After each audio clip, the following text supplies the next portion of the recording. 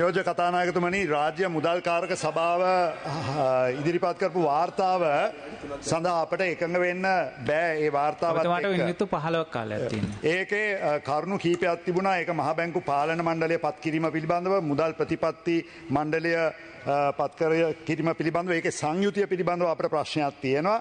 ඒ වගේම මහ බැංකු පනතේ 86 වෙනි වගන්තිය තමයි ඒකේ හරය. ඒකේ සංශෝධනය පිළිබඳව මුලින් සාමුලින්ම අපිට එකඟ වෙන්න බෑ. ඒක තේරුම් කරලා දෙන්නම්. ඒ වගේම 26 වෙනි වගන්තිය ඒකේ වගවීම පිළිබඳව, දඬුවම් දීම අවවාද කිරීම පිළිබඳව ප්‍රශ්නයක් තියෙනවා. ඒ ගැනත් මම විස්තර කියන්නම්. කාලේ සීමා වෙලා තියෙන නිසා මම ඉක්මනට කතා කරගෙන යන්න. ලෝකය පුරාම මහ බැංකු වලට පමණයි මුදල් අච්චු ගහන්න බලය දීලා තියෙන්නේ. ඒ වගේම ලෝකය පුරාම මහ බැංකු රටවල් දියුණු කරලත් තියෙනවා. මහ බැංකු රටවල් විනාශ කරලත් තියෙනවා. ශ්‍රී ලංකාව ගත්තම අපේ මහ බැංකුව හැසිරලා තියෙන්නේ කොහොමද? 1950 ජෝන් එක්ස්ටර් මහ බැංකුව ස්ථාපනය කරන අවස්ථාවේදී ප්‍රතිපත්ති ස්වාධීනත්වය, පොලිසි ඉන්ඩිපෙන්ඩන්ස් එක දුන්නා, බජට් ඇන්ඩ් මැනේජ්මන්ට් ඉන්ඩිපෙන්ඩන්ස්, අයවැය සහ කළමනාකරණ පරිපාලන ස්වාධීනත්වය තහවුරු කරා. හැබැයි කාලෙත් එක්ක මොකද්ද වෙලා තියෙන්නේ? මහ බැංකුව රටේ ආර්ථිකය හරි දිශාවට ගෙන යාමට කටයුතු කරලා තියෙනවාද? ඒකට ප්‍රශ්න කීපයක් ඇසිය යුතුයි ගරු නියෝජ්‍ය කතානායකතුමනි. මම විශේෂයෙන්ම මේ අලුත් පනතෙන් ඒ ප්‍රශ්නවලට උත්තර තියෙනවාද කියන එකත් අපි බැලිය යුතුයි. පළමුව මහ බැංකුව මෙතෙක් අනුගමනය කරපු තමන්ගේ ප්‍රධාන අරමුණු, ඒ කියන්නේ මුදල් ප්‍රතිපත්තිය හරියට කරාද කියන ප්‍රශ්නය. ඒකට මේ පනතින් අලුත් පනතින් උත්තරයක් තියෙනවාද? දෙවනුව මහ බැංකුවේ ස්වාධීනත්වය මෙතෙක් තිබුණාද? ඒක දේශපාලනීකරණය වුණාද? ස්වාධීනත්වය ගැන සමහර අය කතා කරන්නේ වෙන පැත්තක. හැබැයි ස්වාධීනත්වය හරියට තිබුණාද නැත්නම් දේශපාලනීකරණය තිබුණාද? මේ අලුත් පනතෙන් ඒ ස්වාධීනත්වය ලැබෙනවද? එතකොට ඊළඟට තුන්වෙනි එක තමයි මහ බැංකුව, විශේෂයෙන්ම මහ බැංකුවේ අධිපතිවරයා නිලධාරීන්ලා වගවීමකින් කටයුතු කරලා තියෙනවද මෙතෙක්?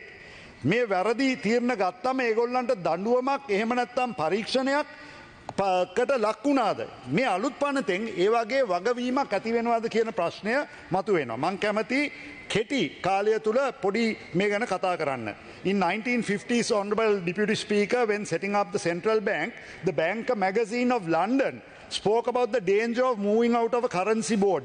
I like to table that article that came in the Banker magazine, and I quote from that magazine. At that time somebody spoke about the dangers of moving into this system. I quote, "The step from an automatic currency system such as that which Ceylon inherited with its old colonial currency board to an ultra-modern managed currency system is necessarily fraught with great dangers, and there may be some who will regret that Ceylon has decided to run such risks at this time." Now, coming to see in 1950, somebody spoke about this in a magazine in London. Actually, lot of people are regretting because we finally got bankrupted by the way the central bank has been acting. I would like to quote from John Adams, who was a political philosopher, plus he was also the second president of the USA. I quote, "All the perplexities, confusion and distress in America arise not from defects in their constitution or confederations, not from want of honor or virtue, but more from the downright ignorance of the nature of the coin, credit and circulation." Unquote. I also quote Thomas Jefferson, who was also president of the USA. I quote, "I wish it were possible to obtain a single amendment to the Constitution. I mean an additional article taking away from the federal government the power of borrowing." Unquote. Now look at how important this is. Do not underestimate the damage that wrong central bankers and officials can do to a country. It is important to know what Sri Lanka has been doing wrong in the last 74 years. Sri Lanka පසුගිය වසර 74 කාලයක් තුල මොකද්ද කොතනද වරද්ද ගත්තේ කියන එක අපි දැනගන්න ඕනේ. සමහර අය කතා කරන පනත ගැන සමහරවිට මේක තේරුම් ගන්න නැතුව. It is important to understand about how Sri Lanka, because there were 3 occasions on which this bill, new central bank bill, was to be introduced. One was in 2001. That was by the current president, Honorable Ranil Wickremesinghe. It was started in 2004. The JVP got together with Mahinda Rajapaksa and toppled the government. Then again in 2009 2019, Honorable Ranil Wickremesinghe tried to bring this bill. Again, the government was toppled. This is the third time. This bill needs to be changed, but in the right way. It is important to understand about how Sri Lanka and its people empowered the central bank to print money freely, whilst working on stimulating the economy through output targeting, and for the central bank to intervene and influence policy rates artificially, for the central bank to intervene in foreign exchange rates through a flawed flexible exchange rate system, and artificially maintain exchange rates by wiping out our reserves and bankrupting us in the process, and then trying to influence inflation targeting through flexible inflation targeting methods, and still trying to maintain price stability, which was its primary objective in the end. Ultimately, none of the objectives have been achieved. That has been what has happened in the past few years. Now, has this bill addressed these problems? Look at the history and see what we can learn through history. In the 1930s, in the US, the Federal Reserve intervened to raise interest rates and policy rates in the hope of slowing rapid rises in the stock prices. What happened? The result was the Great Depression. Maha Avapataya, 1930 Federal Reserve එකෙන් කරපු මැදිහත් වීම නිසා. Then that was what was the result. In the early 1970s, how do you think the Bretton Woods Agreement collapsed? The USA gold reserve could not meet the value of dollars in circulation. A sizable increase in domestic spending on President Lyndon B. Johnson's The Great Society program, which was an economic stimulation program, and a rise in military spending in Vietnam war gradually worsened the overvaluation of the dollar, and the Bretton Woods Agreement collapsed. Now see, in the UK, the sterling pound, which was the preeminent world currency by 1970s, ran into trouble following Keynes's theory of money printing in the 70s, when Edward Heath was the Prime Minister and he has his Finance Minister Barber, who cut taxes up to 1 billion sterling pounds and printed 2.5 billion pounds. What happened? The US dollar was devalued and the United Kingdom went into a balance of payments crisis. Doesn't it sound familiar? I can go on giving examples, but there is not enough time. ලංකාවේ සිදු වුණේ ඒ වගේ වැරදි ප්‍රතිපත්ති අනුගමනය කිරීමක්. නම්‍ය විදේශ විනිමය අනුපාතයක්, නම්‍ය උද්දමන ඉලක්ක, ඒ වගේම කීනීසියන් ප්‍රතිපත්ති මත මහ බැංකු කටයුතු කිරීමෙන් ආර්ථික වර්ධනය උත්තේජනය කරන්නට පවතින නිමැවුමෙන් විභව්‍ය නිමැවුමකට යෑමට කෘතිම ලෙස පොලි අනුපාතය අඩු කිරීමේ මුදල් අච්චු ගැසීම සිදු කරා. ඒකේ ප්‍රතිඵලයක් වශයෙන් මේ වැරදි ප්‍රතිපත්ති නිසා තමයි අපි මේ ප්‍රතිඵල භුක්ති විඳින්නේ. මුදල් අච්චු ගැසීමේ ප්‍රතිඵලයෙන් එක දෙයක් මම කියන්නම්, එක උදාහරණයක්. Colombo Consumer Price Index එක නැත්නම් පාරිභෝගික මිල දර්ශකය ගත්තම 1952 මේ දර්ශකය 100යි. 2023 වෙනකොට ඒ දර්ශකය 21512යි. කොටින්ම කියනවා නම් මේ මහ බැංකුවේ කටයුතු නිසාම ඒ කියන්නේ 1952 තිබුණු රුපියල අද ඒ රුපියලේ වටිනාකම සත භාගයයි. අද අවුරුදු ගානකින් පස්සේ සත භාගයයි රුපියලේ වටිනාකම. එතකොට ප්‍රතිපත්තිවල දෝෂ. These are policy crimes, Honorable Deputy Speaker.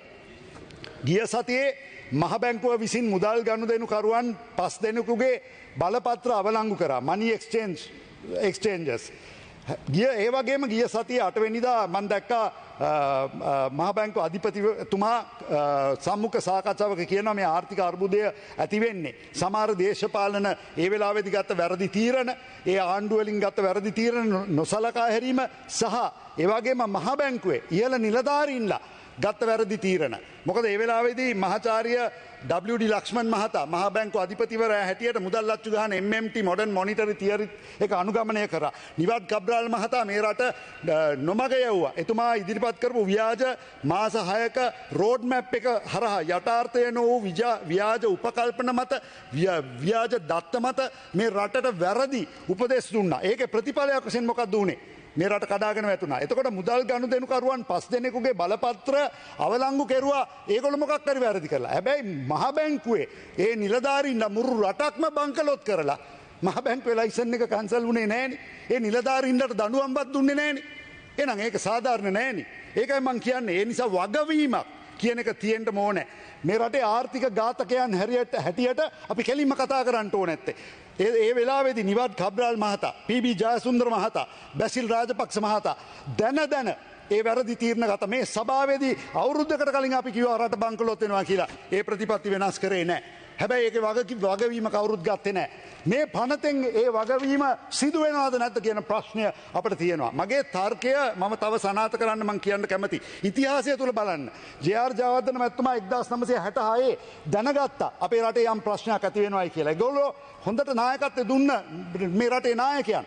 එතුමා මූල්‍ය මුදල් ප්‍රතිපත්ති ගැන ප්‍රශ්නයක් තියෙනවා කියලා දැනගෙන මොකද එතුමා දැනගත්ත 1948 ගන්නකොට අපේ විදේශ සංචිතය මාස 13කට තිබුණු විදේශ සංචිතය 1966 වෙනකොට මාස 3කට අඩු වෙලා තිබුණා. ඒ නිසා එතුමා ලන්ඩන් ස්කූල් ඔෆ් ඉකොනොමික්ස් වල ඉන්න හයෙක්ගේ ශිෂ්‍යයෙක් වන බී.ආර්. ෂෙනෝයි මේ කලාප ඉන්දියාව මේ ආසියානු කලාපයේ හිටපු හොඳම ආර්ථික විශේෂඥයෙක්ව බී.ආර්. ෂෙනෝයිව ගෙන්නලා එතුමා උපදෙස් ගත්තා. පිටු 8ක වාර්තාවක් දුන්නා බී.ආර්. ෂෙනෝයි. හැබැයි ෂෙනෝයි මොකද්ද කිව්වේ? මුදල් ලච්චු ගහන්න එපා. නම්‍ය විනිමය අනුපාතයෙන් පිටත් වෙලා පාවෙන විනිමයකට යන්න කියලා. ඒක සිදු වුණේ නැහැ. ඒ වෙලාවේ ජේ.ආර්. වාර්තාව දුන්නට එවකට ආණ්ඩුවේ ක්‍රියාත්මක කෙරුවේ නැහැ. ගිලී ගිය අවස්ථාවක්. 1977 ජේ.ආර්. ජයවර්ධන මැතිතුමා මේ රටේ නායකයා වුණාට පසු එතුමා ඊළඟට කරේ. එතුමා IMF එකට ගියේ නැහැ. එතුමා බටහිර රටවල් වලට ගියේ නැහැ. එතුමා ගෙන්න ගත්තේ ගෝකෙන් සුයි. ඒ කියන්නේ සිංගප්පූරුව හැදුවේ ලී කුවන් යූට වඩා ගෝකෙන් සුයි. නියෝජ්‍ය අගමැති ඒ වගේම මුදල් ඇමතිවරයා ගෝකෙන් සුයි අනතුරු ඇඟවීමක් කරා ලංකාවට. එතුමා ජේ.ආර්. මැතිතුමාට මහ බැංකුව කිව්වා මහ බැංකුව හරහා භාණ්ඩාගාරික බිල්පත් නිකුත් කරන්න එපා. නාම මාත්‍ර මුදල් හදන්න එපා. මුදල් ලච්චු ගහන්න එපා කියලා එතුමා කිව්වා. ජේ.ආර්. ඒ වෙලාවේදී ඒක ක්‍රියාත්මක කරන්න උත්සාහ කරත් විපක්ෂයෙන් කරන ලද බලපෑම් මේ ජනප්‍රිය සටන් පාට ගෙනියන අය ඒ වගේම වාමාංශික බලවේග වලින් කරපු බලපෑම් ජනතාව හරහා කරපු බලපෑම නිසා ජේ.ආර්.ට ඒ 80 යුද තත්ත්වයක් ඇති වුණ නිසා ජේ.ආර්.ට සිද්ධ වුණා ඒක පැත්තකට දාන්න නැවත ගිලී ගිය අවස්ථාවක්. ඒ නිසා මේක මේ පනත ගේන එක මේක වැදගත්. හැබැයි හරියට කරනවාද කියන ප්‍රශ්නය. පැහැදිලිව ආසියාවේ හිටපු දක්ෂ ආර්ථික විද්‍යාර්ථිකයන් දෙදෙනෙක් මිනිත්තු 3ක් කාලයක් බී.ආර්. ෂෙනෝයි ගෝකෙන් සුයි වගේ අය අපිට කිව්වේ නම්‍ය විනිමය අනුපාතික ක්‍රමයෙන් අයින් වෙන්න. නම්‍ය උද්දමන ඉලක්ක කිරීම ක්‍රමයෙන් ඉවත් වෙන්න කියලා මුදල් අච්චු ගන්න ක්‍රමයෙන් අයින් වෙන්න කියලා ඉවත් වෙන්න කියලා ඒ උපදේශකවරු අපිට කියලා තියෙනවා. අද සිංගප්පූරුව හොංකොං තායිවාන් වියට්නාම් යුරෝපය වගේ ප්‍රධාන රටවල් මැද පෙරදිග රටවල් වල ඒගොල්ලෝ අනුගමනය කරන වැඩපිළිවෙල දිහා බලන්න. Learn from other countries who have done this right and learn the right lessons. That's very important. In the new bill, accountability is under question. The central bank can continue to create instability as in the past, misusing certain clauses and powers in the bill. There are no penalties for central bankers who fail to meet inflation targets set by parliament. They are allowed to make people poor overnight through inflation and go scot-free. This is not fair. In some countries, governors have to resign if targets are not met. The current accountability provision in the bills are weak or non-existent. We have confidence in the current governor. But what happens if it changes? We have seen governors who have brought this country down on our knees. And we have to have safeguards and accountability provisions. Hypothetically, if the governor, the governing board and the monetary policy board gets together with the president, with the Ministry of Finance and the ruling party supporters, as during the Rajapaksa regime, they can take us to the cleaners again. That's why some people are trying desperately to include output gap targeting under the pretext of emergencies. I think that the Supreme Court didn't understand the real context of the case. As economists, we understand what we have to do. Talking about independence, independence must be ensured from politicians. Independence must be ensured from ministers and governments interfering in the central bank, and not independence from the law or independence from accountability.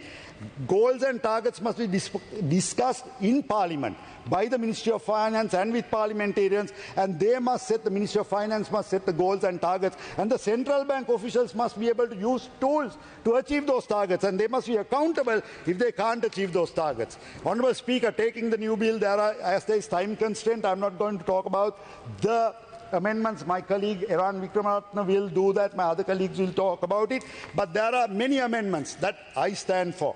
There are certain amendments that, especially the clause 26, where there is no accountability. If there is inflation targeting, if you don't achieve the targets, then they have to only come and file a report in Parliament and tell why they couldn't achieve it. But there is no deterrent, right? There are places where there should be action taken, because there are times that there is accountability and responsibility must be taken for wrong decisions. Therefore, I would like to say that clause 86 is the core or the heart of this bill. And if you are trying to say in terms of emergencies that the government must be allowed to print money, then I am afraid that I cannot agree, because I will finish, Honourable Speaker.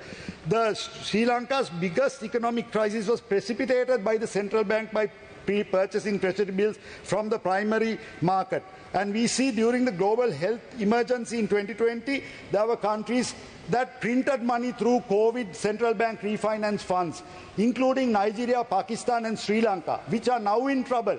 But countries that borrowed hard cash and managed their taxes without printing money, maintain stable economies and stable exchange rates without creating a crisis as soon as economic activity resumed. Therefore, I believe that for us to go through this process, I like to wind up to say that I am not at ease with this bill, because I feel we have come back to the same place again, that the central bank still has, along with its primary objective of price stabilization, contradicting objectives of output targeting, exchange rate determination, policy rate determination and inflation targeting. This is a toxic mix. Thank you.